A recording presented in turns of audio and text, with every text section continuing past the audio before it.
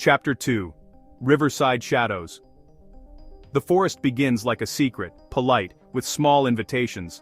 Alder and poplar stand like mild interrogators. Pine leans over the path like an old friend. The river keeps to its old argument with the bank, running bright and honest. We walked there most afternoons, Zaid and I, when Ursa would be above with her pencils, and our parents would be in their study, and the house would fold itself into a comfortable nap.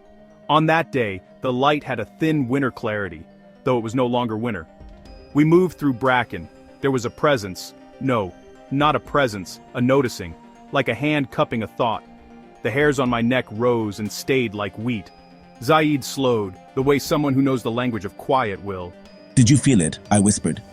He nodded. He touched a mossy root the way men touch sleeping animals, gentle, reverent. We crept the riverbank and the reeds tapped like nervous fingers. Once, a splash, small, and nobody saw it.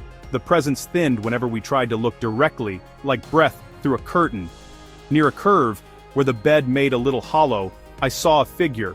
It stood behind a willow, still as something placed. I called Zaid, and it was gone, as if the air had closed over it. We searched, expecting ribbons or footprints. Instead we found a stone. It was black and matte, heavy for its size with veins that ran like dried river lines across it. Up close it drank light rather than reflect it. It hummed faintly, a sound felt more than heard. It was the size of a melon but not round. There were ridges like a folded scale as though something had grown inside it and then learned to sleep. Zaid picked it up. It was warm. He held it with both palms like a man holding a secret. It made the funny, small noises stones do when they are not stones. We pocketed it, because boys pocket curiosities like priests pocket rosaries, and we took it back to the house.